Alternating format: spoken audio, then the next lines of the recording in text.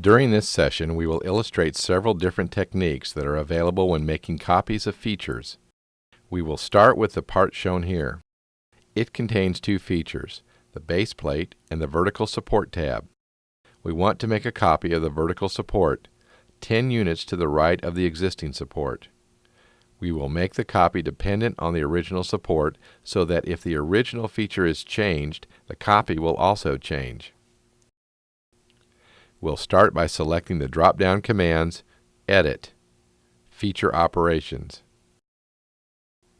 and then click on the menu options, Copy, Same References, Select, Dependent, and Done. And now we'll click on the vertical support in order to select it. We'll now click on the OK button, followed by Done. The window that has now appeared lists the dimensions that define the position and size of the vertical support feature. As you can see, as the cursor moves through the list of dimensions, the corresponding dimensions on the graphical display is highlighted in brown. Since the copy of the vertical support will be located to the right of the existing support, we'll click on the first dimension.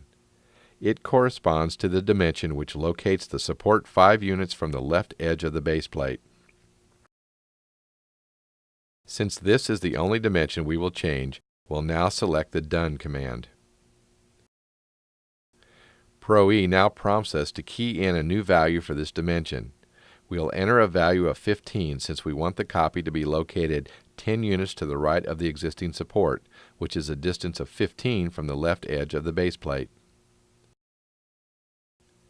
We'll now select OK to see the copy we have created. The next example will illustrate a different technique that can be used to locate a copy of a feature.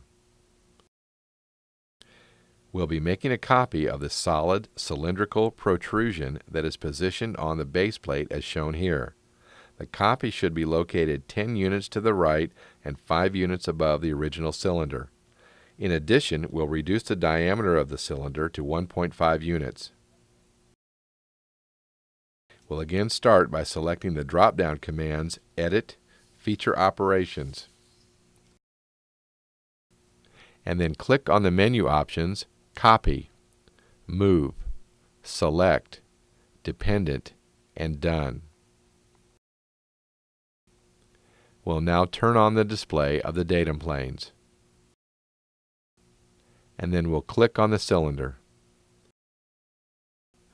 followed by selecting the Done command.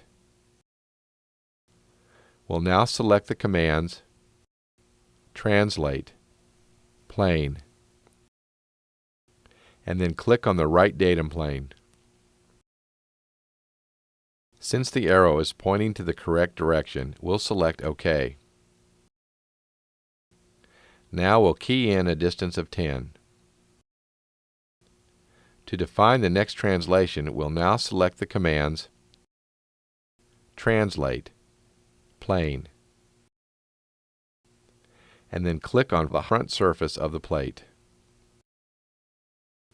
Since the arrow is pointing in the opposite direction, we'll first click on the Flip command, followed by the OK command, and then key in a distance of 5. We'll now select the Done Move command. At this point, we need to identify the dimension that corresponds to the diameter of the cylinder. We'll select the highlighted dimension and then select the Done command. Now we'll key in a value of 1.5 for the diameter of the copied cylinder and then select OK and observe the copy. In our last example, we'll look at how the hollow cylinder that intersects the solid vertical cylinder can be copied by rotating around the A1 axis.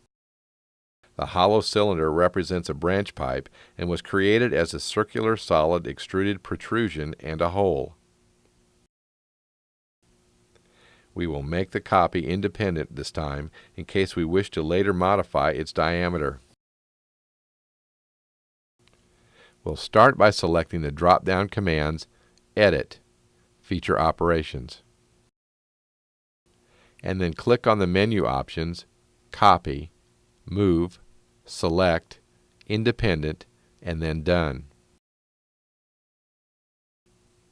And now click on the branch protrusion and the hole, followed by clicking on the OK button. And then select Done. We'll now select the Rotate command, followed by the Curve Edge Axis command. And then click on the A1 axis to indicate the axis about which rotation will occur. The arrow indicates the direction of rotation based on the right-hand rule. We'll accept the direction by selecting OK and then key in 180 for the angle of rotation. We'll now select the Done Move option. Since we do not want to change the size of the branch pipe, we'll now click on the Done command. And then click on OK to observe our new copy of the branch pipe.